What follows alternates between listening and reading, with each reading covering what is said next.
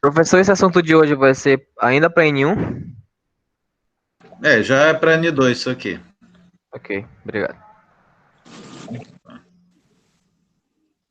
É só um pouquinho.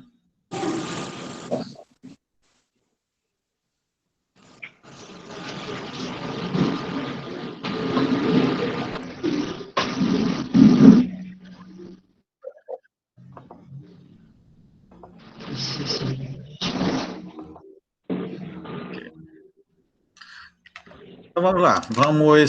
Na aula passada, nós falamos sobre banco de dados, nós estávamos falando sobre banco de dados, e eu parei quando íamos iniciar o assunto armazenamento, né? Entretanto, o sistema de armazenamento, ele utiliza processamento. E por ele utilizar processamento, é necessário que vocês conheçam primeiro o que são processadores. Embora eu tenha falado de forma bem superficial em sala de aula, né, nós vamos nos aprofundar um pouquinho mais o nosso assunto sobre processadores. Portanto, a gente vai conhecer os conceitos básicos do que é um processador, um pouco da história dos processadores x86, né, que eles são arquiteturas que foram base para a criação tanto da Intel quanto da AMD, que são os dois grandes fabricantes de processadores atualmente, né? A linha evolutiva, o mercado de processadores, como é que o mercado de processadores se comporta até hoje, um breve comparativo entre os processadores da Intel e AMD. Vou falar mais um pouco sobre o Celeron, né, que eu falei para vocês também em sala de aula, de forma bem superficial. Vou chegar um pouquinho mais próximo e explicar um pouquinho mais dele. Vamos conhecer os processadores de 64 bits. Ok? Muito bem, um pouco da evolução dos processadores. Como é que esses processadores chegaram ao mercado? Basicamente, eles sofreram essa escala de evolução ao longo do tempo, né? Desde a década de 80, que quando eles foram lançados, efetivamente foram lançados para o consumidor final, a primeira arquitetura dos processadores da Intel, né, foi baseada em cima dos modelos 8088 e 8086. Foram os primeiros computadores, nos primórdios dos computadores, né? Começou-se por eles. A partir daí, evoluiu-se para o 80286, que já foi os primeiros computadores de uso pessoal que tinham os requisitos de processamento bem mais evoluído, né, em relação aos anteriores. Para vocês terem uma ideia, gente, o que aconteceu com esses processadores para os dias atuais, esse processador 8088 e 8086, por exemplo, eles são processadores que hoje são colocados em teclados. Se você for ali na loja comprar um teclado simples, um teclado de 102 teclas, 86 teclas, 104 teclas, aqueles teclados, ele vem com processador 8088, que antigamente era usado em computadores, ou seja, ele trabalhava como se fosse o computador pessoal de vocês na época. Isso aconteceu lá pelas décadas de 80. Né? Depois, essa evolução passou, um tempo depois, praticamente um ano depois, passou-se, aí a Intel evoluiu para o processador 80386, que foi o próximo da linha da Intel. Quando a Intel lançou o 386, ela demitiu o seu arquiteto, seu principal arquiteto, na verdade, né? Então, ela demitiu o seu arquiteto. E o que ele fez? Né? Ele foi demitido e ele era um cara empreendedor. Ele resolveu, a partir de então, criar uma empresa para competir com a Intel. Foi quando nasceu a AMD. E como o processador 80386 foi criação desta pessoa, ele criou na AMD o AMD 386. Foi a partir daí que a AMD começou a entrar no mercado. A Intel evoluiu para o 80486 e esse arquiteto também criou o AMD 486. Então, a partir daí, isso aí já era meados da década, início praticamente da década de 90, começou-se a ver a competição dessas duas fabricantes, Intel e AMD. Então, a cada lançamento que a Intel fazia, a AMD lançava um similar, um parecido, ou pelo menos para competir com o mercado de igual para igual com os processadores da Intel. Depois do 80486, a Intel resolveu não mais chamar os processadores por número de referência, ela passou a dar nomes a seus processadores.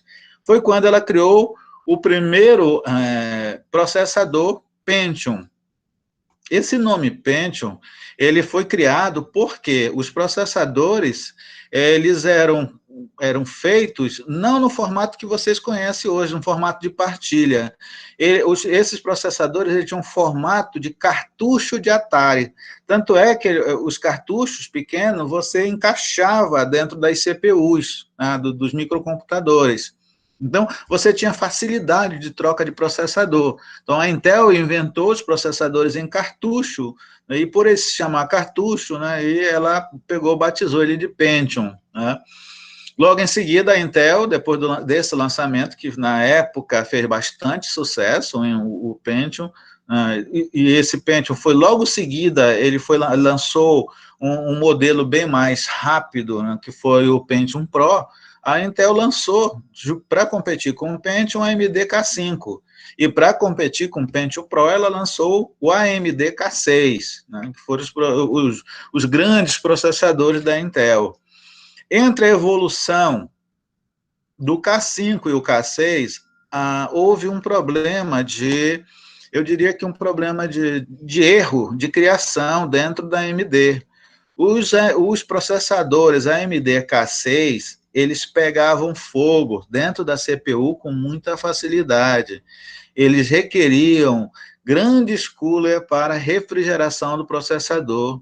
E como isso não existia muito no mercado na época, era muito fácil eles explodirem dentro dos computadores, né? Então a AMD deu uma recuada. Ela só passou a lançar o próximo para fazer correção desse problema.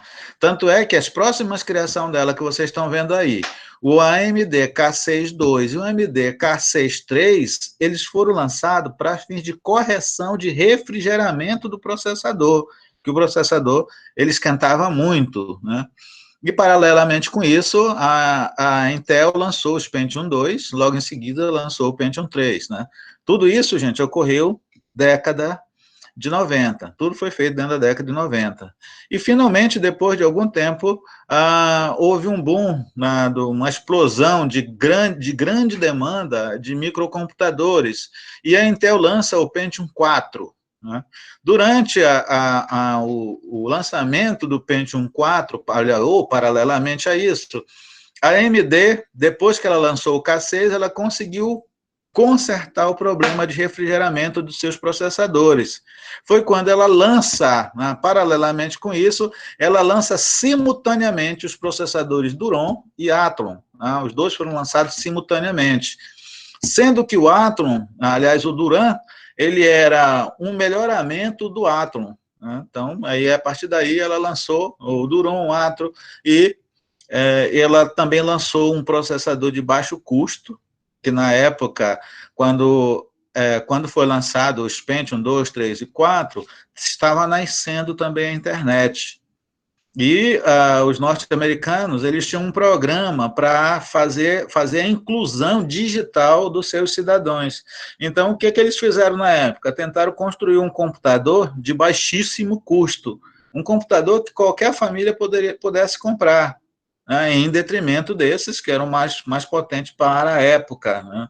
E fizeram o Celeron, né? Então, o Celeron era para ser um processador apenas para fazer a inclusão digital, e findou se tornando outra coisa mais na frente, né? Os mercados subdesenvolvidos até hoje usam o Celeron, né? E vocês sabem, porque existem para vender Celerons no mercado local, e eles vendem como sendo um super processador, uma novidade dos processadores, que não é nada disso, né? O Celeron, eu costumo dizer que o Celeron é o refúgio dos processadores, ou seja, ele tem tudo que não presta de um processador, não? É um processador muito limitado, de baixíssimo custo, entretanto, aqui no Brasil ele é vendido como se fosse praticamente o preço de um computador de ponta, né? Custa muito caro. Bem, Sobre a evolução, essa evolução desses processadores, eles trabalhavam em cima de uma arquitetura padrão, que foi determinada pela IEE. O IEE é um Instituto Eletrônico Internacional que determina os padrões de tudo que ocorre na engenharia eletrônica, eletroeletrônica. Então, eles foram trabalhados em cima de um determinado padrão. Por exemplo, o 8086 ele foi lançado em 78 nos Estados Unidos. Já era um computador transistorizado, ele tinha 29 mil transistores na sua placa. Né? Ele era um processador de 16 bits, fabricado pela IBM, e usava o sistema operacional que na época nós conhecíamos como DOS. Né? Então, o DOS era um sistema operacional desenvolvido por um desenvolvedor, um programador da IBM. Então, o DOS era nativo da IBM. Depois, quando ele mudou de nome, o Bill Gates deu uma volta lá pela IBM. A IBM achava que o futuro seria dos computadores e não do software, e resolveu e deu o código-fonte desse DOS para o Bill Gates, e depois vocês sabem o que aconteceu, né? Então, a Microsoft hoje é considerada uma das empresas de tecnologia, uma das grandes, né? Então, compete de igual para igual com muitos fabricantes aí de software, né?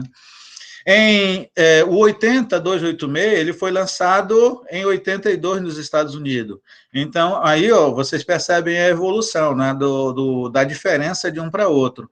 Enquanto o 8086 tinha 29 mil transistores, foi feito com 29 mil transistores, o 80286, ele tinha, na sua arquitetura, 134 mil transistores. Né? Então, foi uma evolução da eletrônica para a microeletrônica, na época, onde, no mundo eletrônico, nós deixávamos de usar as válvulas, né, para usar circuito impresso. Um circuito que, mais tarde, depois na evolução da eletrônica, depois do circuito impresso, se criou o circuito integrado, que é a forma como a eletrônica funciona até os dias atuais, né? Que são aqueles micropartilhas que são alocadas dentro das placas, né? E que permite com que você tenha máquinas bem poderosas. O 386, que foi o primeiro a sair dessa linha dos processadores baseado em cima da linha 80, ele foi lançado em 85 nos Estados Unidos. E, na sua arquitetura, ele tinha 275 mil transistores. Aí já era um processador de 32 bits. Esse 32 bits, gente, que a gente está falando é o seguinte: considere, como eu falei para vocês em sala de aula, o que representa um bit? Um bit significa que eu processo uma letra, um número, um símbolo, né? E letra, números e símbolos, na área de tecnologia, ela é considerado palavras. Ou seja, então, convertendo para o termo mais atual, os computadores de 16 bits, eles processavam 2 palavras simultaneamente.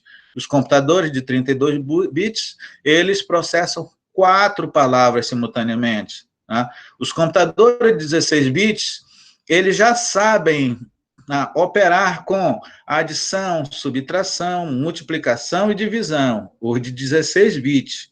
Os computadores de 8 bits, eles só sabem somar e subtrair. Tá?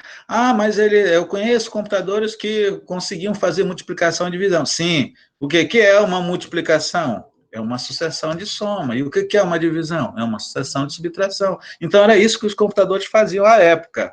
Né? E esse 386, que foi lançado em 85, já era um computador considerado, para a época, um computador bem evoluído, né? Pela sua capacidade que ele tinha de processar, a sua capacidade que ele tinha de endereçar na sua matriz de memória, que naquela época as memórias eram trabalhadas baseadas em cima de células, né? Então eram capazes de rodar sistemas bem potentes para a época, programas, né, que exigiam bastante de equipamentos. Continuando a evolução aí, né, logo em seguida, em 89, foi lançado o 486, já tinha 1,9 milhões de transistores, você imagina, né, dentro de uma placa, a quantidade de transistores. Né? Gente, para que vocês percebam o que é um transistor, né, eu peguei aqui, né, olha só, vocês estão vendo aqui esse parafuso que eu estou mostrando aqui para vocês? Um transistor é do tamanho desse parafuso aqui. Vocês imaginam dentro de uma placa colocar, né, 1,9 milhões de algo desse tamanho aqui dentro de uma placa. Né? Então, vocês verem como foi a evolução da coisa, né, ao longo do tempo. O Pentium, que foi lançado em 93, ele tinha 3,1 milhões de transistores. O Pentium 2 e o seu extensor, ou seja, a sua versão Plus, que era o MMX, que foi lançado em 97, ele tinha 4,5 milhões de transistores. Esse Pentium 2, na época que ele foi lançado, ele foi o computador mais esperado dos lançamentos dos processadores, dos computadores que utilizavam esse tipo de processador. Foi um computador que vendeu muito, porque ele seria o primeiro computador da história a processar 8 palavras simultaneamente. E ele também seria o primeiro computador a saber, além de resolver as 4 operações matemáticas, foi o primeiro computador que já calculava a radiciação e potenciação. Ele já fazia isso, não... foi algo assim que os matemáticos acharam, foi um super lançamento, o computador mais aguardado, ou seja, em 97, a tecnologia chegava ao seu auge, né? Então, se imaginava muito, se esperava muito, né, a partir dele. Logo em seguida, né, com o Pentium Pro em 95, foi lançado um pouquinho antes, ele já tinha 6,5 milhões de processadores. Né? E, continuando a evolução aí, o Pentium 3 lançado em 99, ele já trabalhava com 2,2 milhões de transistores. Ele foi o primeiro computador a trabalhar com streaming, né? Streaming baseado em cima de matriz de memórias. Então, ele já foi o primeiro computador, gente, a trabalhar a imagem. Vocês não têm ideia do que era um computador que processava imagem, porque os anteriores, eles trabalhavam com grupos blocados de gráficos. Os gráficos não tinham definição na época, né? Então, quando se lançou o computador, foi o primeiro computador a trabalhar com vídeos, bem, né? Então estava realmente implantado a revolução da microtecnologia a partir de então. Né? Então, ele trabalhava com streaming, operava com vetores de memória de 128 bits, que era simplesmente inimaginável para a época. Né? Ele trabalhava com o que a gente chama de ponto flutuante, é a capacidade que ele tem de ratear valores em memória cache, né? Ou valores, ou números, ou cálculos em memória cache. Né? Então, era um computador muito potente para a época. Né? Logo em seguida, em 2001, olha, bem logo ali, né? Bem logo ali, foi lançado o Pentium 4, com 42 milhões de transistores. Ele já trabalhava já com streaming de 8 bits, né? 144 instruções novas foram incrementadas nessa área de vídeo. Né? Então, foi uma bela evolução da época. Né?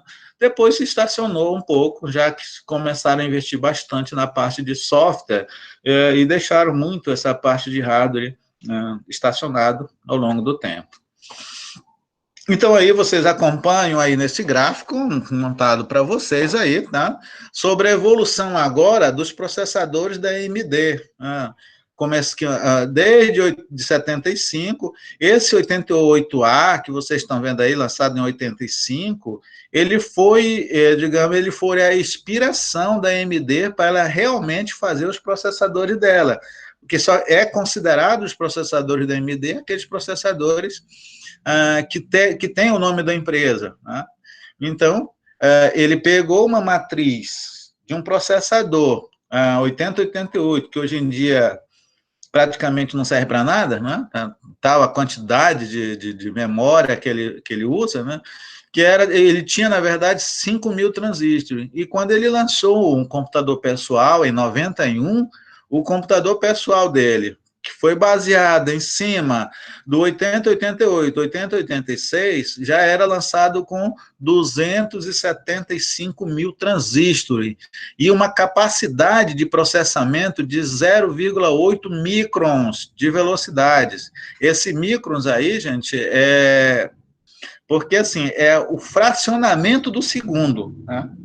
Eu diria para vocês, gente, que ao longo da evolução, fora o que aconteceu com o K6 e o K5 da AMD, né, mais especificamente com o K5, né, que era um processador de 3 milhões e 500 mil transistores, né, e que ele teve o problema dele com superaquecimento, mas eu diria para vocês que vocês vão descobrir daqui a pouco que ao longo da vida dos processadores, eu diria para vocês que ele foi o mais evoluído de todos, tá, gente? Ele simplesmente bate de longe toda e qualquer arquitetura inventada pela Intel até os dias atuais.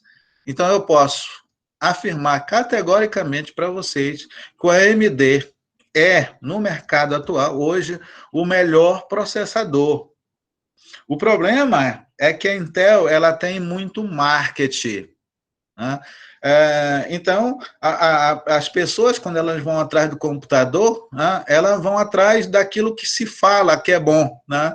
Ou seja, se está todo mundo dizendo que o Intel é o melhor, então você não aceita outro.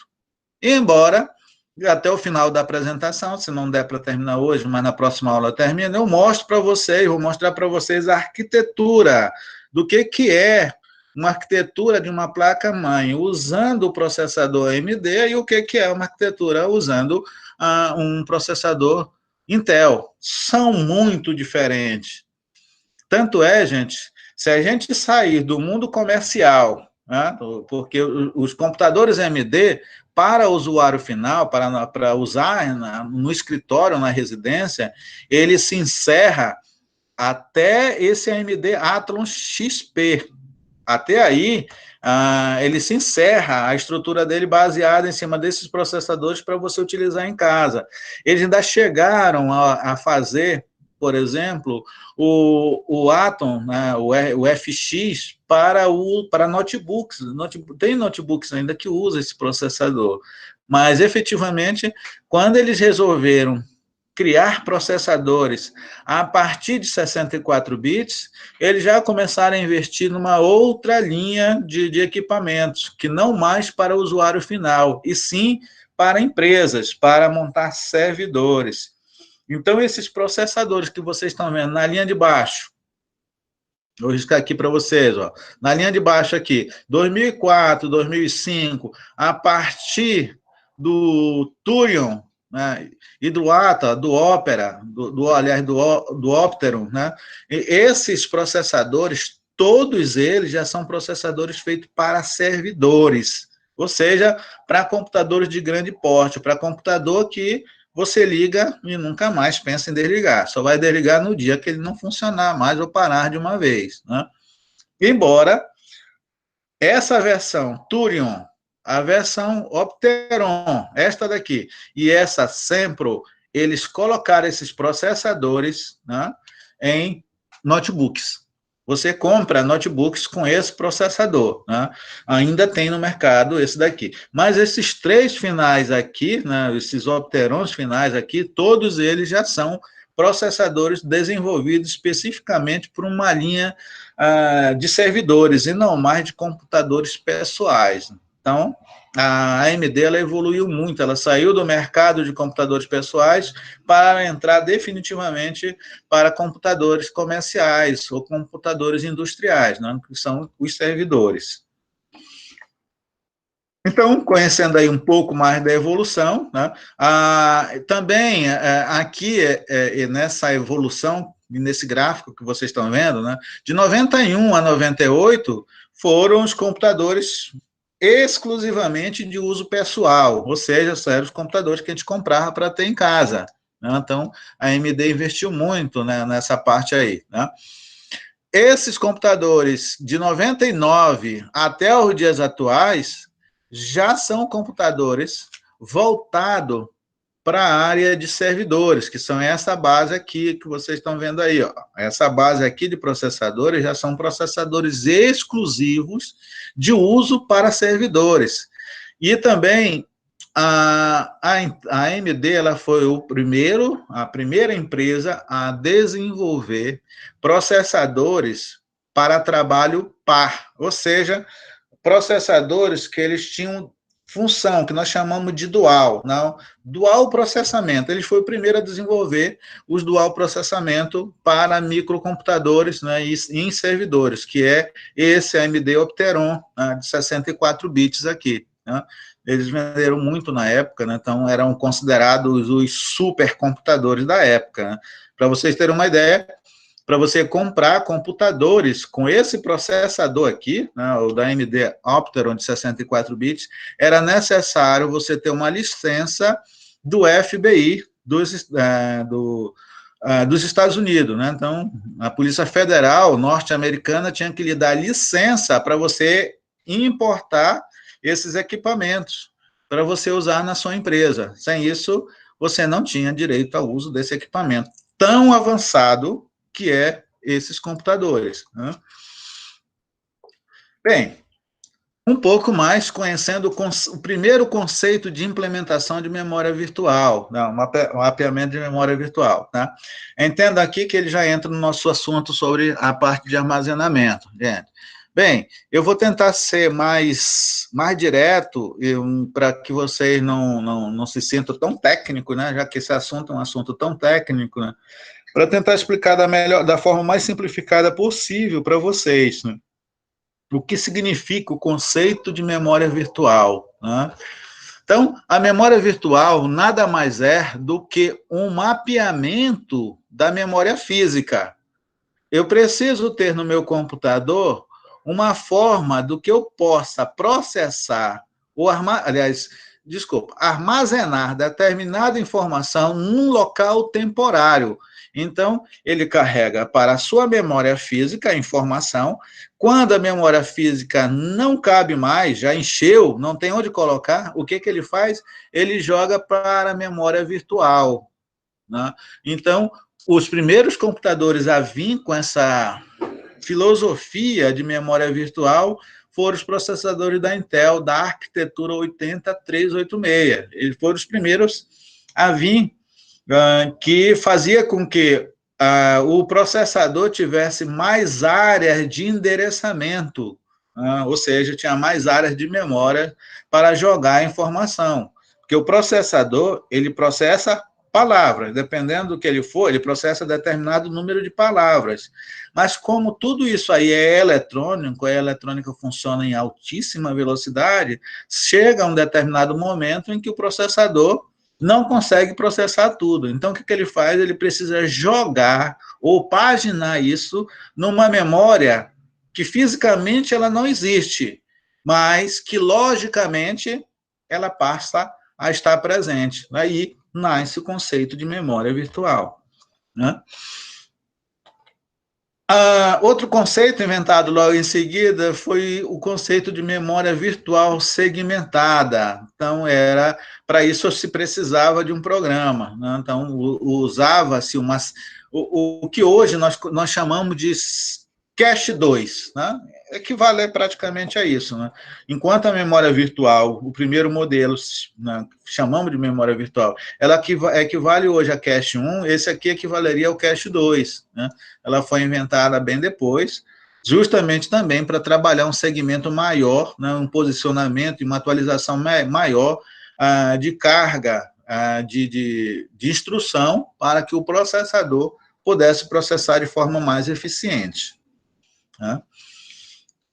Avançando um pouquinho mais aqui, né, o processador 8486, né, ele foi baseado em cima do 386, né, portanto, ele tinha uma memória de comunicação de 32 bits, ele tinha capacidade máxima de armazenamento em memória de 4 GB, né, ele usava 16 registradores utilizando instruções ou arquitetura muito parecida do 386, executava 6 instruções extras, além das instruções básicas que ele utilizava, executava mais 6, ou seja, o processador, no caso desse daí, ele processava 151 instruções por segundo.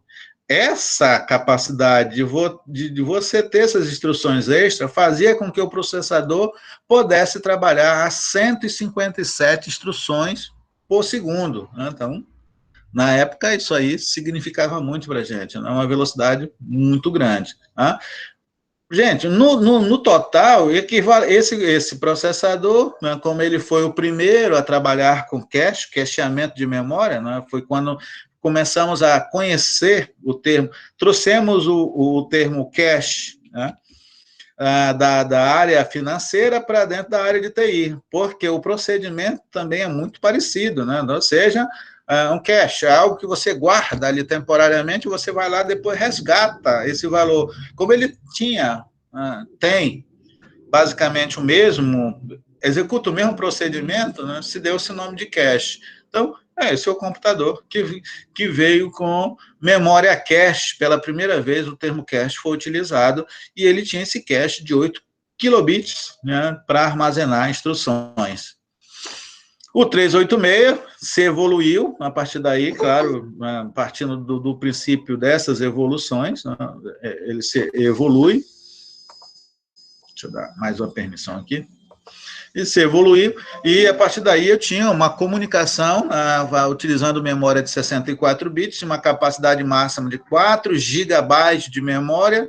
Eu trabalhava agora com 162 instruções, e eu tinha 16 KB de cache. No caso aí, esses 16 bytes, ele utilizava 2 caches de 8 bytes, né, para armazenar. Né? O Pentium Intel, ele mudou o termo cache.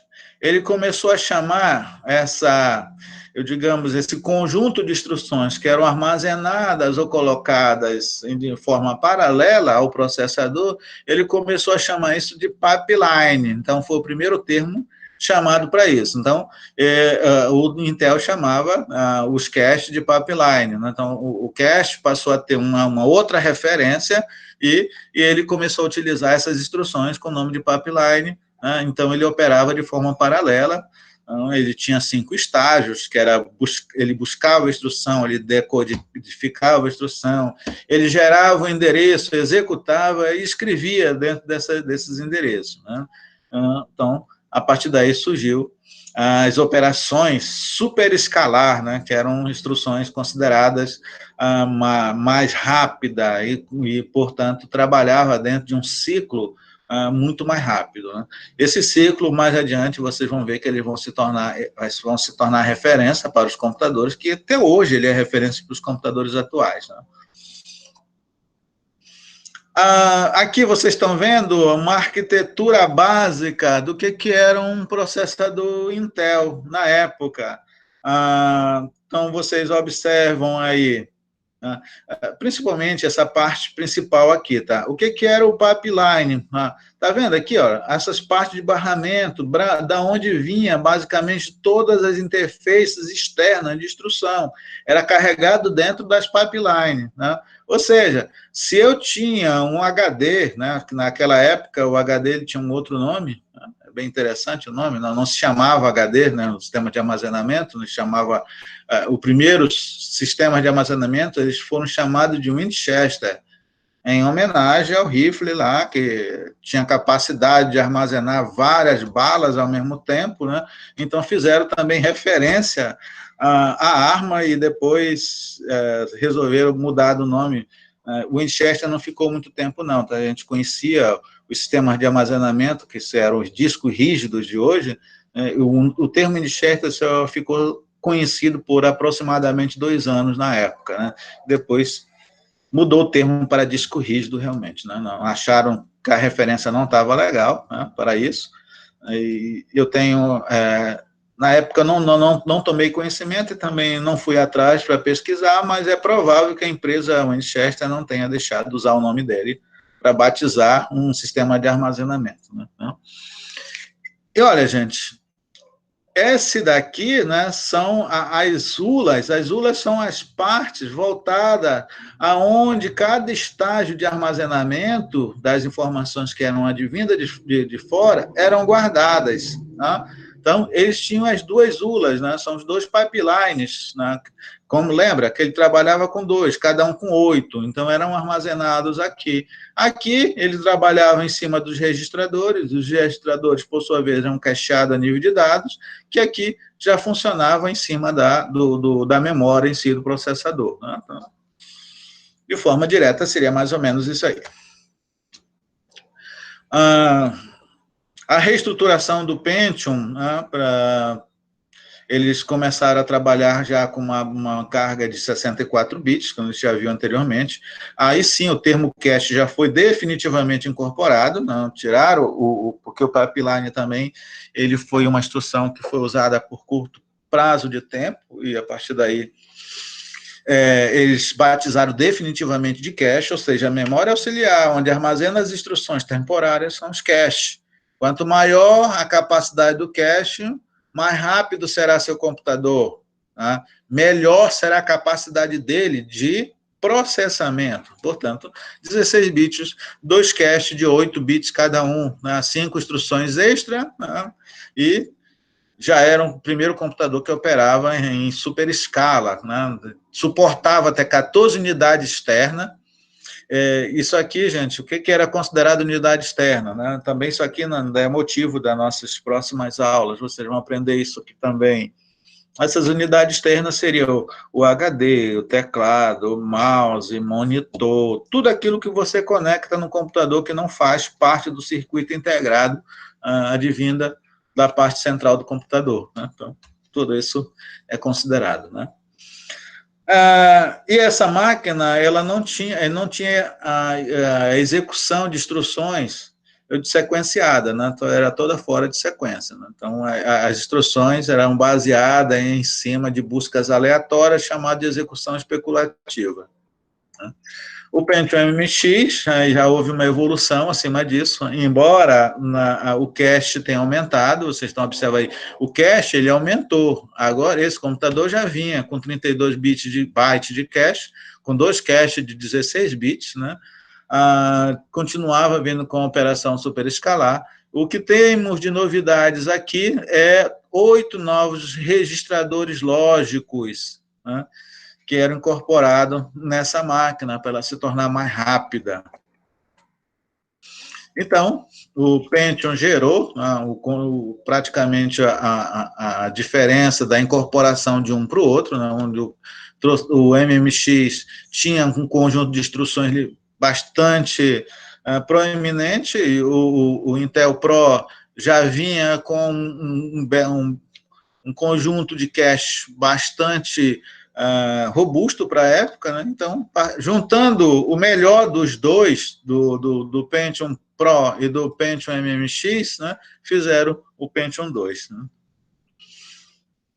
O Pentium 3, que foi lançado logo depois, né, ele foi o primeiro a trabalhar com pontos flutuantes de memória, né, que a gente chamava de floating, né, float packet. Então, o float packet advinda dessa capacidade que ele tinha de executar dados baseados em cima de buscas aleatórias, né.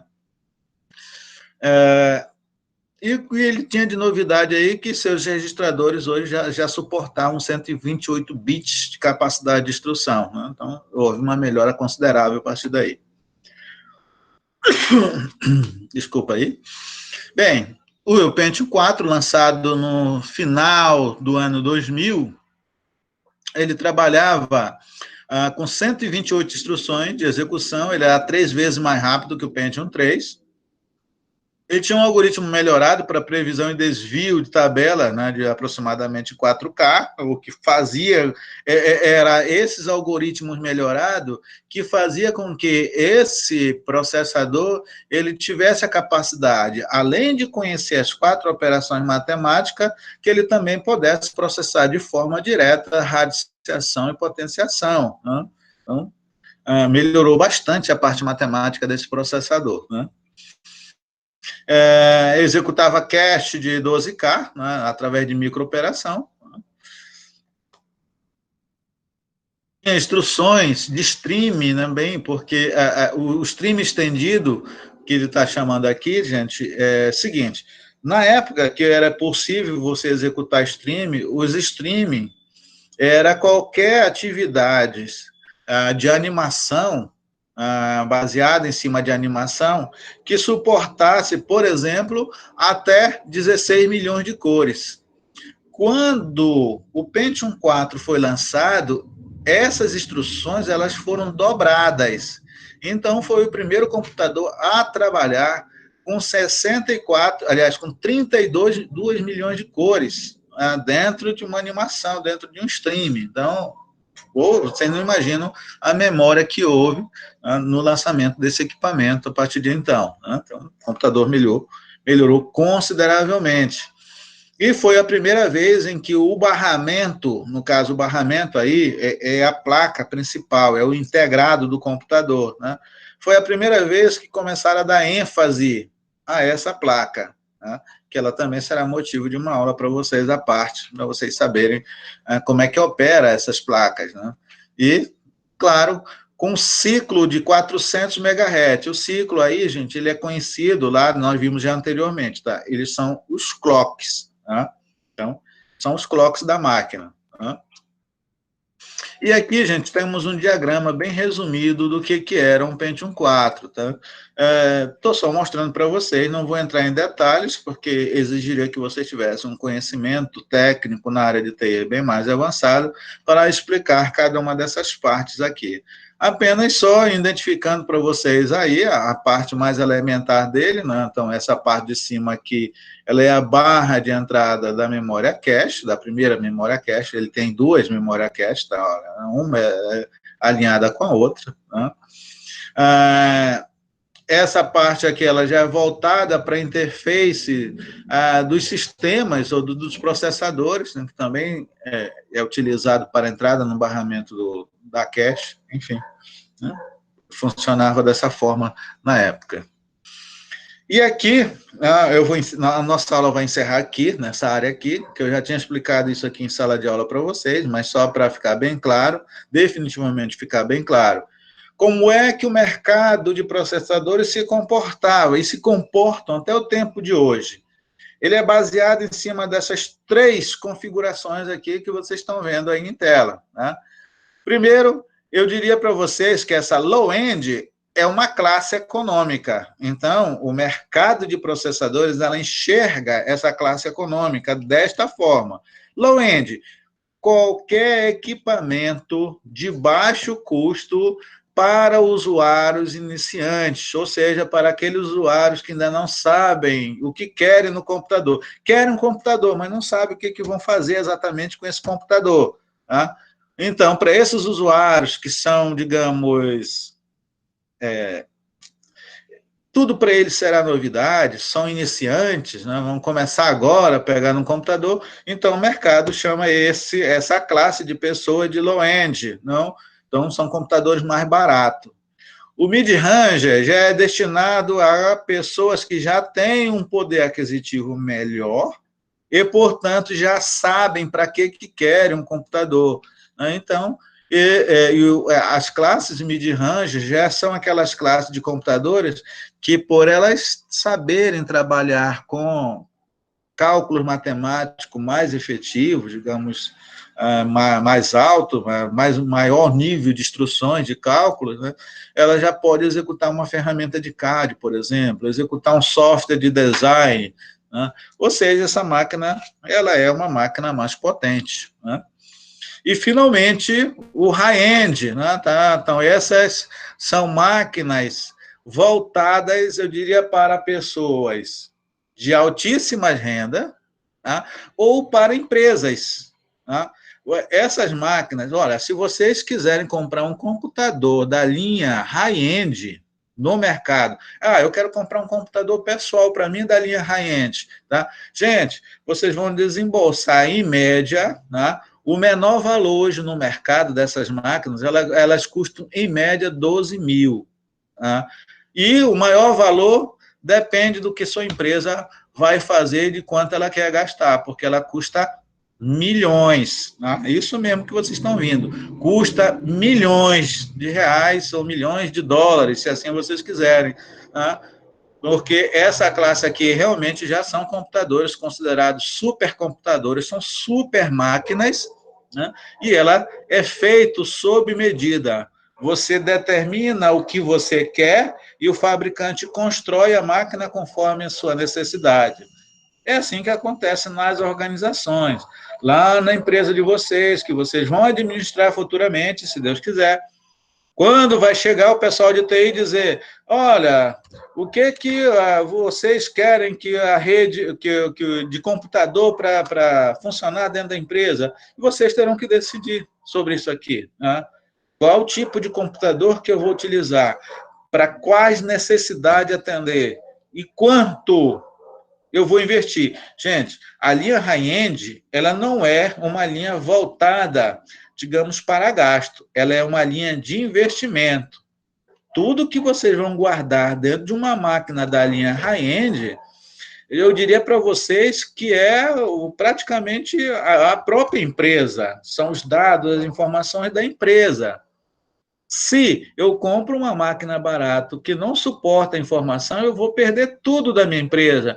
E eu perdendo os dados da minha empresa não tem outra alternativa a não ser falir, porque eu vou perder os dados dos meus clientes, dos meus fornecedores, né?